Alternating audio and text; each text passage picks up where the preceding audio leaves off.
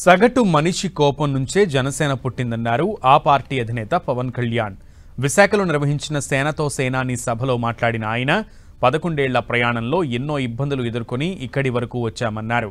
కుట్రలు చేసి తమ పార్టీని కూల్చేయాలన్నా తట్టుకుని నిలబడి గత ఎన్నికల్లో 100% స్ట్రైక్ రేట్ సాధించామని అన్నారు.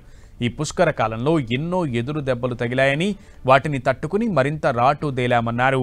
జనసేన కులం కోసమో ఓ ప్రాంతం కోసమో పుట్టిన పార్టీ కాదని అన్నారు. ప్రజలకు అండగా ఉండాలనే లక్ష్యంతోనే రాజకీయాల్లోకి వచ్చామన్నారు. ఐడియాలజీ ఉన్నవారే ఇప్పటికీ తనతో నడుస్తున్నారని చెప్పారు. 2019 నుంచి 24 మధ్య ఇబ్బందులకు గురి చేసిన ప్రజల కోసం పోరాటం చేశామన్నారు.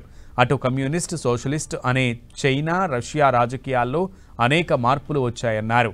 దసరా తర్వాత త్రిశూల్ కార్యక్రమం ప్రారంభిస్తున్నామని అన్నారు. ప్రతి క్రియాశీల సభ్యుడు పార్టీ సెంట్రల్ కమిటీ నేతలతో అనుసంధానమయ్యేలా కమిటీ వేస్తామన్నారు. బాధ్యతల్ని మోయటంలో నా కుటుంబాన్ని కూడా మర్చిపోయాను. కుటుంబాన్ని కూడా చెప్పాలంటే ఒకలాగా విస్మరించాను. సినిమాలో దృష్టి సారించలేకపోయాను. కానీ ఏమి దృష్టి సారించలేకపోయినా, దేనిమి చేయలేకపోయినా కానీ నా జనసేన, నా జన సైనికులు, మా వీర మహిళలు, నా సమాజం, నా నేల, నా దేశం, వీటి మీద ఎప్పుడు దృష్టి అస్సలు సంపూర్ణ దృష్టి పెట్టాను.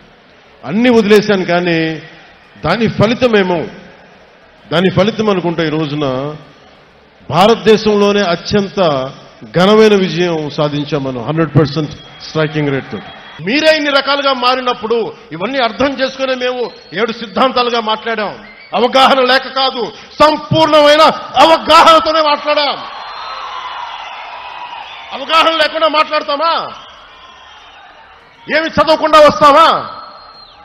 కానీ కాలం నేను ఒక్కని చెప్తే సరిపోదు, నిలబడాలి. నేను ప్రతిపాదించిన సిద్ధాంతాలకి నేనే నలిగి ఒళ్ళు చిట్ల కొట్టుకొని నిలబడి విజయం సాధించి 100% స్ట్రైకింగ్ రేటు కొడితే అప్పుడు ఈ సిద్ధాంతాలను నమ్ముతారు.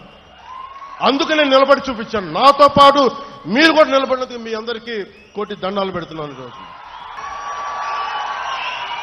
నేను ప్రధానమంత్రి గారిని, హోంమంత్రి గారిని నేను సహాయం అడిగాను. నా అంత బలహీన ఇంకెవలేడు. నా అలాంటి వాడు పార్టీని మూసేసి వెళ్ళిపోవడం బెటర్. అందుకనే బలంగా తీసుకున్నా. ఉంటే ఉంటాం, పోతే పోతాం, చూద్దాం. వీళ్ళు రౌడీలు అంటే వీళ్ళందరూ